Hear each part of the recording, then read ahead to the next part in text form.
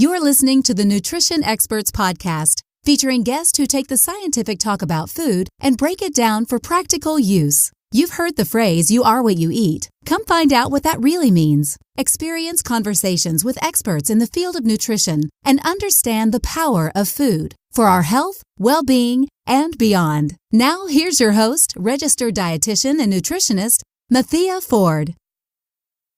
Hey there, it's Mathea. Welcome back to the Nutrition Experts Podcast, the podcast featuring nutrition experts who are leading the way using food. Starts today, right now, with our next guest. It's great to have Janet Brancato back on the show today. Janet, welcome to Nutrition Experts. Hi, Mathea. So nice to be back here again. Yeah, I'm excited. We're going to talk. This is our news podcast. So it's episode number 27. And we're going to talk about some things that are important at this time of year. So it's November, and we have Thanksgiving coming, and we have Christmas coming, and Hanukkah, and all the different kind of holidays that involve getting together with families and eating. So we're going to go over some different topics that we felt would be good to remind you of this time of year. So let's get started. I thought we'd start with talking about good snacks to take with you on the go. So you may be traveling either in the car or on a plane, other ways, buses, whatever, and going somewhere to visit family or whatever. So what are some good snacks that you can take with you that are healthy, that are easy to travel? Obviously, yogurt's not going to last very long in your purse. So Janet, did you have any thoughts on that?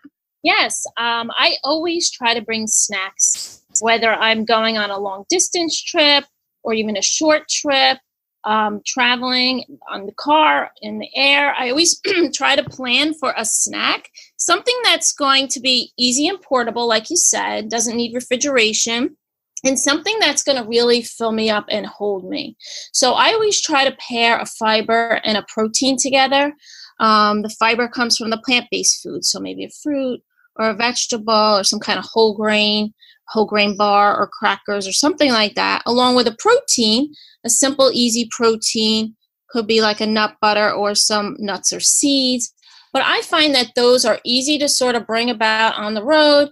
They really fill me up and hold me and also give me energy, because the longer the time, you want to keep your energy up, mental alertness, stay well hydrated, definitely bringing water on the go as well.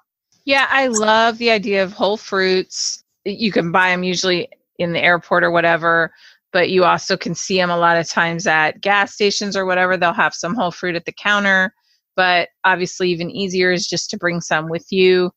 Bananas, oranges, as long as you have a little bit of a wipe to keep your hands clean. Sometimes we don't think about this because my kids hate it when their sandwiches are soggy. But if we're traveling, you can bring, kind of the components separately.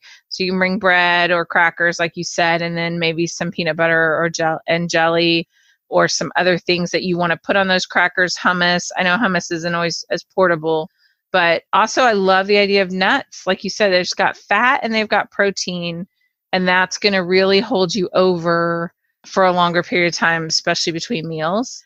And I just think sometimes we snack a little too much. So I always try to make sure and do a double check. And do I really want some water? Do I really just need some fluid? We tend to not drink as much while we're traveling. And I think it's because it's less convenient and it's a little bit harder to manage. But just make sure that if you're snacking and you think you're hungry, check, okay, when's the last time I ate? Maybe I just need a little water. Any other thoughts on that? I agree, and I love that companies now are coming up with these little nut butter packets.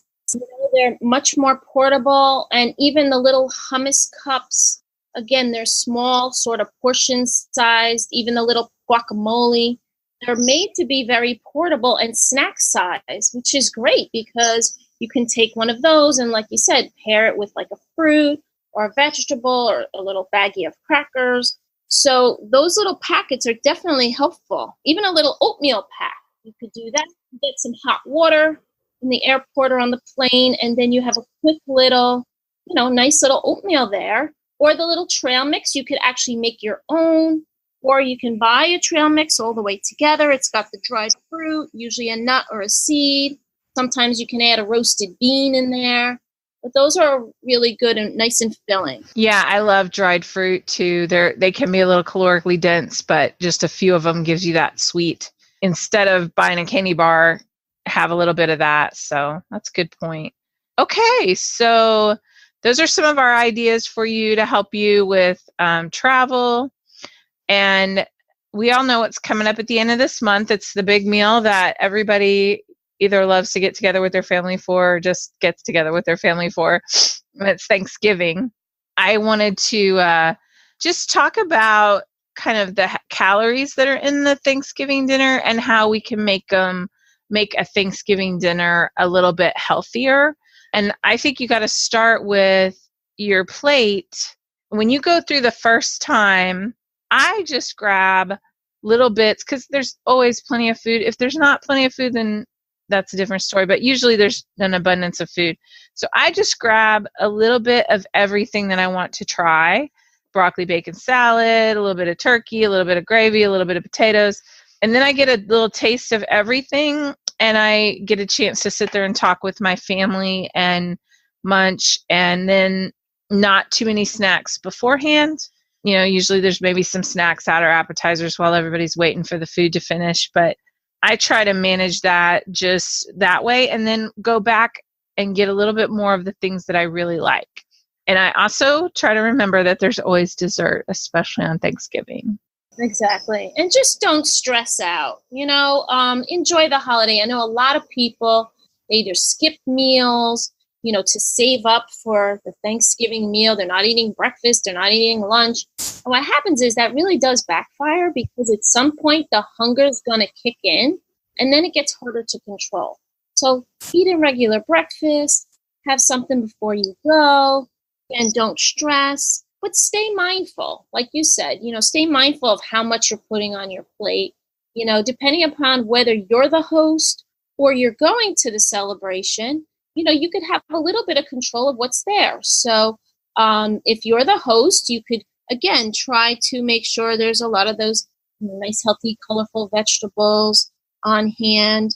If you're going to the celebration, you can bring a veggie platter or you could bring a nice fruit bowl so that there's going to be some options for you to go to. So yeah, definitely, stay mindful with your portions, but enjoy yourself. I mean, it only comes once a year. And there might be foods that you only eat on Thanksgiving. So again, maybe start with a smaller helping, but try a lot of different things and then eat it nice and slow. Like really enjoy. I think a lot of us are so hungry or so excited that we eat so quickly and we feel like, I feel like I didn't eat anything. I want to go back for more. So I think like slowing down and really savoring even that first plate is really kind of a good strategy as well. Yeah, and if you're the host or hostess, a good idea is to think about the serving spoons that you use. So if you put that big, huge serving spoon in the mashed potatoes, everybody's going to grab that much and put it on their plate. But if you maybe use some smaller utensils or even just offer them there at the place, then people can take a little bit of everything. You can let everybody know, hey, just grab a little bit of everything you want and then come back and get whatever, you liked the best and get a little more of. But you're right. There's things we only eat at Thanksgiving that we only put, that effort into eating at that time of year. Other things I feel that way when I go to a new place. I'm always like, I don't want to go out to dinner at a place that I've already been if I can, unless I really, really want something from there. So if you can get a dinner roll any time of the year, then I would skip the dinner roll. But you can't get necessarily candied yams any time of the year, candied sweet potatoes, or maybe your mom's green bean casserole. So do enjoy that at that time, but it's not required that you take a little bit of everything. It's not that way. So you can really eat just a dab. And so because I think we forget that it is about gathering and about being with your family. Exactly. Yeah. Focus on the people. There's some things you can do, like go a little lighter on the gravy, maybe just put a little drizzle versus putting a drenching something in it. or leaving the skins off the turkey. Like all those little things can really help too. And with your dessert, you can go halvesies. So maybe they cut the pumpkin pie piece 8 to a pie. Find somebody that wants to maybe go half and half. Maybe you want some pecan and some pumpkin. And we used to do this when I worked at the VA hospital. For Thanksgiving dinner, we would do just half slice each of a pumpkin and a pecan so that everybody got a little taste of each, but we weren't like giving them 2 whole slices of pie. And so think about maybe cutting your desserts a little smaller so that people can get more like a taste. If we're the host, we tend to do a lot of the work and we're exhausted. So make sure that you're inviting other people to help. People will offer to bring things, and I just encourage you to let them. Yeah, I agree. Yes, definitely. Get them involved with preparations, and then even helping you, with cleanup or that type of thing. It shouldn't be all on one person. You should be able to enjoy yourself as well. Yeah, my husband got a new grill this year, which it's an indirect heat. I don't know. It has these wood pellets, but the guy who was selling it to him looks at me and he says, well, he can cook the Thanksgiving dinner turkey on this grill. And I was like, I'm all for that. So this year we're going to try it out and let my husband cook the turkey on his grill. It's more like an oven. It's kind of a weird setup, but I'm so excited because now I get the oven back to cook a few other things. So that sounds great. I'm sure it will taste delicious. Yeah, it'll be a little interesting taste, but Thanksgiving, Christmas, this applies to any of these things we've kind of gone over. So when you go to Christmas dinner, do the same thing. Cut your desserts in half. Try to just take a little bit of everything if that's what you want and not overdo it. There was an article that just came out that talked about nutrition and exercise and bone strength. So I wanted to talk about that a little bit because I've always thought, well, weight-bearing exercise is really what helps with bone health. I mean, I know you need to have the vitamins and the minerals as long as you have a healthy diet, but this one asked the question, exercise or nutrition, which one has a bigger positive impact on bone strength? And the result that they came up with is that nutrition has a greater impact on bone mass and strength than exercise. And they said even after the exercise training stopped, the mice, they were looking at this in mice, the mice retained bone strength gains as long as they ate a mineral supplemented diet. So this was from University of Michigan, and it was dated October 17th. So do you have any thoughts on that, Janet? This was something new. I mean, I knew the minerals are so important for bone health, but, I didn't realize that the nutrition kind of outweighed the exercise. It was actually something that I thought was very interesting. And it wasn't just the calcium, but it was the phosphorus too. So it's really all those minerals sort of working together that seems to be, like you said, even more so than the exercise is important too, but this sort of is more of a longer term solution and works even without the exercise. Yeah, this was great to know that, having that diet with those minerals is so beneficial to bone mass, bone density, and strength. That was something new for me, but I think that's very good to know. Well, I think we've known for a while that bone mass kind of gets to its peak when we're young, 20s or whatever. This just reminds me that it's super important to make sure that our kids are getting a variety of food that you don't have a lot of control over, or when they go out on their own, not necessarily college, but that's the peak bone time. And we need to make sure that they're either getting foods with lots of calcium and phosphorus in them. That obviously begins early, but making sure that our young teens and early 20s, we're encouraging them to make sure they get that healthy diet. And I know we do some, but I always kind of thought, well, they have to get that exercise too. And I think exercise is definitely important, but it's one of those things where it's like, wow, if I make sure that they have a good basis in their diet, they're getting all these vitamins and minerals, that's going to also make sure that happens. Yes. Yeah. Well, when they're young, they're at their highest calcium needs. And I know a lot of kids kind of stop drinking milk at a certain age. They don't like it. So it's always that challenge of getting in the calcium, some of them don't eat the green vegetables that are also a good source of calcium, like the kale, or broccoli, but we want to try to see where we can maybe entice them by, maybe making a smoothie or doing something with a yogurt parfait, or just finding ways to get those calcium and phosphorus-rich foods into their diet young. Like you said, they're in a bone-building phase. So it is sort of a key component of their eating. We want to try to make sure that we're being tuned into that. Yeah, I think they tend to move towards the phosphorus-dense beverages like sodas or diet sodas, which then can deplete that calcium because our body has that very extensive mechanism to manage the calcium phosphorus levels in our blood. Exactly. The balance throws off our balance. Yeah. So I just wanted to kind of talk about that a little because I think it's new information. And obviously it's an animal study and it doesn't translate automatically to humans. But as we learn more, I think it's important to just start thinking in that direction. It just reinforces what we already knew, that nutrition is important, especially at that stage in life. And like you said, plant-based diet can get plenty of calcium. You don't have to necessarily, be eating or drinking those beverages. So I saw this other article that was posted, and I'm trying to see the date on it. It says it was from March earlier this year. Talked about how meat is cooked may affect the risk of type 2 diabetes. And I thought that was interesting because we've known that some things can lead to a higher risk or link to certain cancers. If you eat a lot of red meat or processed meats, or if you grill and barbecue meats, that there is a link that has been discovered. But this study from Diabetes Care showed that a frequent use of high heat cooking methods like broiling, barbecuing, grilling, or roasting to prepare beef and chicken increased the risk for type 2 diabetes. And this was information from the Nurses' Health Studies and the Health Professionals Follow-Up Studies, which was 289,000 men and women. So it was a big study.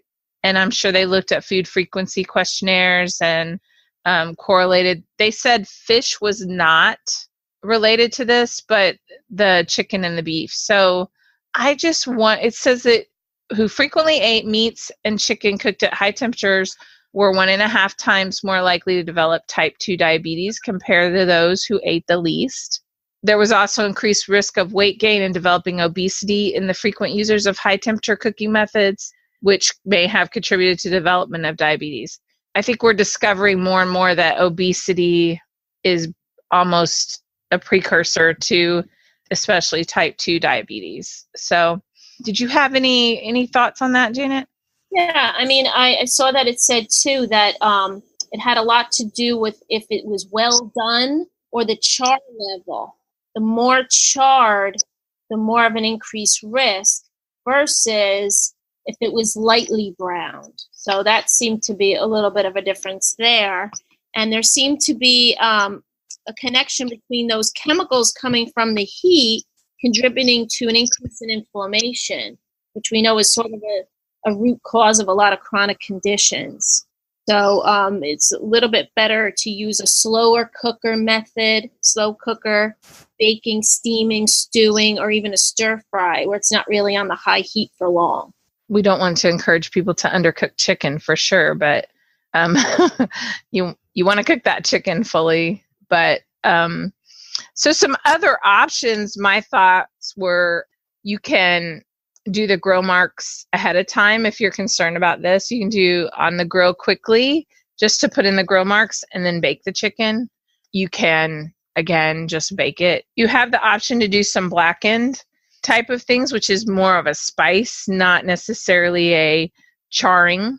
As we learn more, there's a lot of conflicting information too, obviously, but I think there's that link between the obesity and the diabetes, that while they found these people were more likely to eat, red meats and chicken that were cooked on a grill, they also said that they tended to have more issues with the obesity, which I believe may be a good factor in there too, that they obviously said is a factor, but they didn't necessarily measure how much. So, right. And it could be a portion control thing too. Maybe just eating less of that, animal source as well. I mean, they're recommending just not keeping it on the high heat that long. Like you said, you want it to be cooked through, but maybe just initially putting it on there and then finishing it off in a slower cooker method, putting it in the oven or in your crock pot or something like that. You could finish it off, and then maybe most of the meal more plant-based, so to kind of balance things out a little bit more. Yeah, I think we are finding very clearly that plant-based diets, whether they're purely vegetarian or just emphasize the plants on the plate versus the meat, is leading to better outcomes, is making people healthier. Obviously a little bit lower fat, but also just not processed. So they said in this that to lower diabetes risk, it's important to reduce red and processed meat consumption, which, like you said, can be replaced by chicken, fish, plant protein foods. I would say that if you're concerned about diabetes, you definitely need to manage how much of the, especially red meat and processed meats that you're eating. They also, again, I'll go back, they said the weight was also a factor. So as long as you're getting exercise and doing those things that we know all together combined make you healthier, then that's going to lead to a decreased risk as well. Yeah, and those plant-based foods are also anti-inflammatory, so they can really help sort of counter that inflammation as well. So inflammation in your body, you want to talk about for the listeners, maybe they don't know what that is. You want to kind of talk through that a little bit? Something that's more inflammation when your body gets some sort of trauma to it, like if you got a cut or a bruise, obviously there's a short-term inflammation going on in the body until your body sort of heals and repairs it.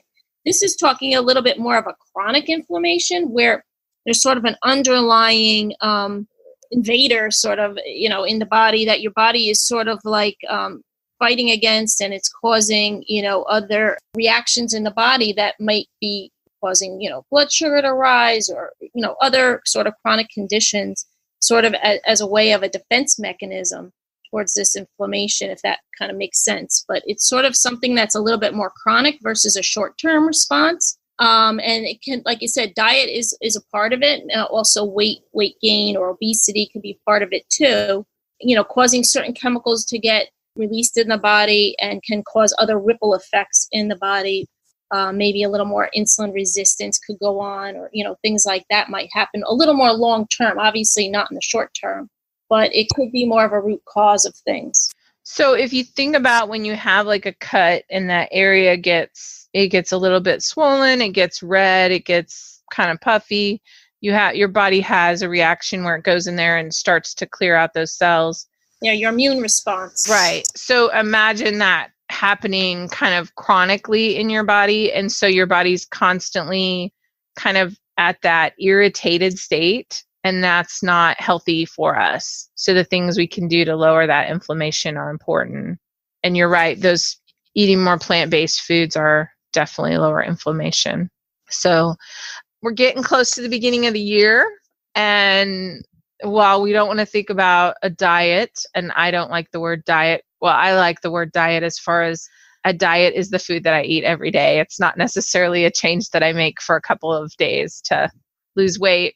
But so if you think about a healthier overall diet, a report I saw said that the Mediterranean and the DASH diet are kind of the top ways of eating.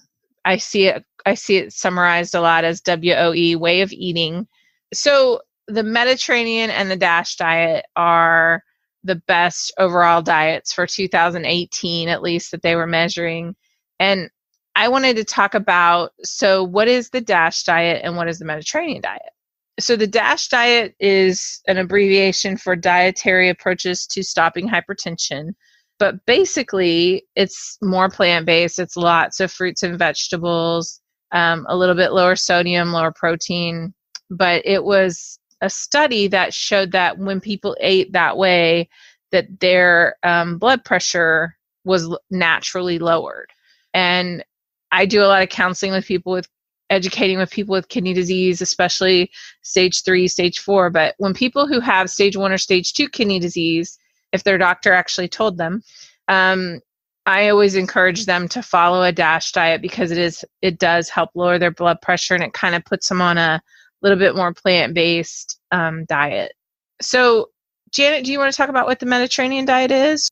It pretty much stems from that area of the world, the Mediterranean countries. So it, of course, has those influences. And definitely there's the plant-based, it's a lot of plant-based foods as well as fish. So, fish is a big food on the Mediterranean diet. So in those Mediterranean countries, they eat a lot of fish. And olive oil is their main source of fat, which we know is a very healthy type of fat, the monounsaturated fats. It also has those healthy omegas, a lot of antioxidants. So it's really been known, lots of research with olive oil being not only heart healthy, but good for the brain and the joints. So it's overall very healthy type of fat. They also eat beans and nuts and seeds. So those are also a big part of the diet as well. Definitely, a lot of those plant-based foods are a bigger amount on the plate. Obviously, there's some grains too. In those countries, they eat them in smaller portions. They'll have maybe some bread or the pasta or maybe a couscous or some type of Mediterranean grain, but it's also balanced with the fish and the plant-based foods, the vegetables or fruit, and that olive oil on top. So this diet for really centuries has been shown to increase longevity and decrease chronic conditions. It's a heart healthy. So a lot of these countries have been studied and they have low incidences of heart disease in this Mediterranean region of the world. I think sometimes we think fat is bad, or we've taught people recent cardiac guidelines that fat was bad. And I know that the American Heart Association changed their recommendation to not necessarily say a specific amount, but more just like you said, the healthier fats. So the mono and polyunsaturated, the olive oil. And I just want to encourage people that fat is not necessarily bad in our diet. It actually helps us to feel full and able to eat a little less, even though the calories might be the same, but it's healthy for our hearts and our brains. The reason they stated that they liked the DASH and the Mediterranean diets the best was because they felt like they were more sustainable. So I know in the past we talked about intermittent fasting and the keto diet, and they just felt like those were more short-term diets, and really it's easier, just the sustainability of like a DASH diet or a Mediterranean diet is higher because it doesn't necessarily, restrict an entire category of food. It's just more about portion and about the amounts and the types of food that you eat the majority of. But again, there it is, plant-based. Both of those are really heavily based in a fruits, vegetables, grains, beans type diet that work over a longer period of time. Exactly. And they're well balanced. They fill you up, they satiate, and they're focused on food quality. The quality of foods, high nutritional quality, and they've been effective. They've shown to be very helpful in the long term. So like you said, it's a long-term solution, not really a short-term solution. I think we forget sometimes when we lose lose and regain the same 10 pounds that we really didn't get any further ahead, versus even if we weighed the same, if we were eating a healthier diet, that's not as, like we talked about, inflammatory for our bodies and helps us to all of those healthful benefits. We're better off than if we kind of go back and forth on some different fad type of diets. So yeah, food quality is super important.